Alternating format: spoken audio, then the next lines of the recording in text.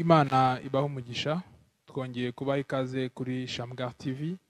Nkuko mumaze kubimenyera ni cya kiganiro cyanyu Shamgar TV show.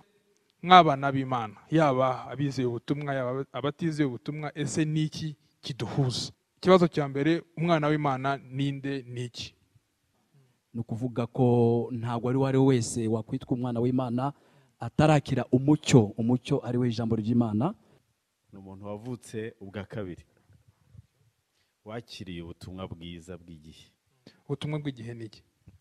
Ubutumwa bw'igihe ni ijambo ry'Imana ryoherezwa mu gihe runaka. Duhujwe n'umwami wacu Yesu Kristo. Amen. Iryo jambo ry'Imana binyure mu maraso y'umwami wacu Yesu Kristo yatugiza abavandimwe. Amen. Abavandimwe. Turabavandimwe. Aho twasengera hose, igihe cyose duhurijwe hamwe n'amaraso y'umwami wacu Yesu Kristo. Mu Kinyarwanda turavuga ngo turi bene mugabo umwe. Okay. Ari wende? Ari we Yesu Kristo. Murakoze cyane. Uwo mugabo niwe watubyaye. Ni kuki nimba turi bene mugabo umwe ari we Yesu Kristo, nimba turi abavandimwe nk'uko Pasteur Olivier bitubwiye, ese kuki dufite insengero zitandukanye? Kuki twese tudasengera ahantu hamwe, buri muntu akisanga aha, uri akisanga aha? Kuki tutaguma mu rusengero rumwe? Ntabwo ari bibi kumwe agira urwo rusengero, kuko Imana yatanze impano. Nuko abo bantu abagaragu b'Imana cyangwa se bene data, abasengera iriya, abasengera iburyo ibumoso, bumvikana, bakundana, siko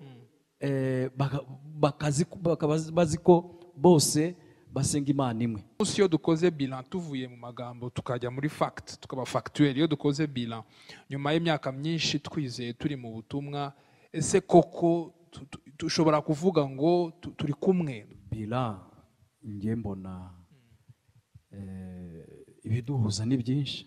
Insengero ku ruhande rumwe imeze nka restaurant, aho umuntu akagenda avuga ati njyewe ndumva najya muri iyo restaurant, niho bagabura neza, niho neza. Undi akumva ngende ku magambo muvuze, kuba nasengera kwa Pasteur Olivier nta kibazo mfitanye na Pasteur. Oya, nta kibazo rwose. Murakoze cyane Pasteur Olivier. Nta kibazo bitwaye, cyangwa se twari dukwiye n'ubundi kugaruka tukajya twese mu rusengero rumwe? Ahubwo insengero ni nke. Okay.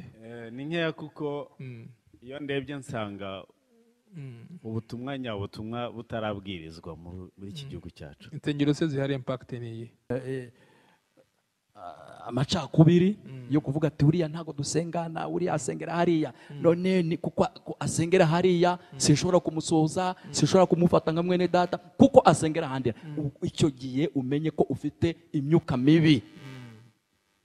Umwana w'Imana ntago akora ibintu. Wowe wumva kuba tudasengana ntari mwene se utagomba kunsuhuza, ntabwo wizera ubutumwa, kuko ubutumwa buvuga ko ugomba kunkuna nanjye nkagukunda. Peu importe urusengero naba nsengeramo urwo ari rwo rwose, pfa kuba nizeye ubutumwa bwiza. Shamgar TV.